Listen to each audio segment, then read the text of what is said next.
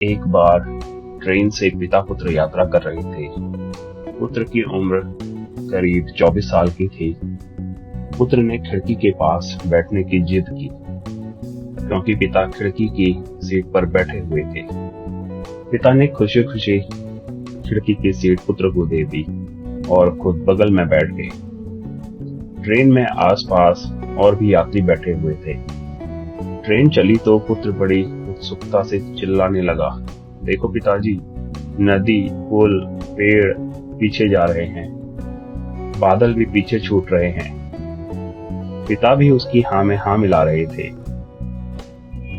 उसकी ऐसी हरकतों को देखकर वहां बैठे यात्रियों को लगा कि शायद इस लड़के को कोई दिमागी समस्या है, जिसके कारण यह ऐसी हरकतें कर रहा है।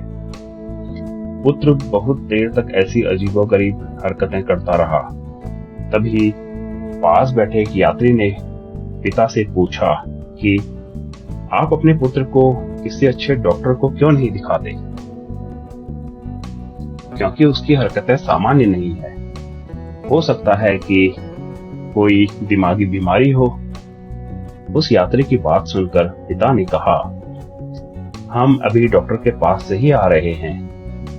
पिता की बात सुनकर यात्री को आश्चर्य हुआ। पिता ने बताया कि मेरा पुत्र जन्म से ही अंधा था।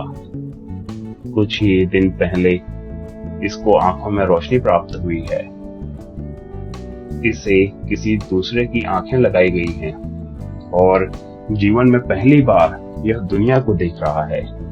यह इसलिए ऐसी हरकतें कर रहा है क्योंकि ये सारी चीजें इसके लिए एकदम नई हैं।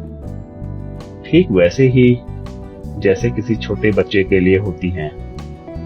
पिता की बात सुनकर आसपास बैठे लोगों को अपनी गलती का एहसास हुआ और उन्होंने पुत्र के पिता से माफी मांगी। दोस्तों, जिंदगी में कई बार हम बिना सच्चाई जाने ही कुछ लोगों के प्रति अपनी एक राय बना लेते हैं, क्योंकि हम उनके बारे में वही सोचते हैं जो हमें दिखाई देता है।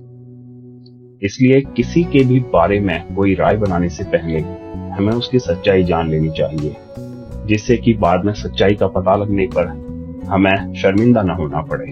धन्यवाद। आपको ये कहानी पसंद आई है तो कृपया इस चैनल को सब्सक्राइब करें, ताकि ऐसी कहानियां आप तक पहुंचती रहें। धन्यवाद।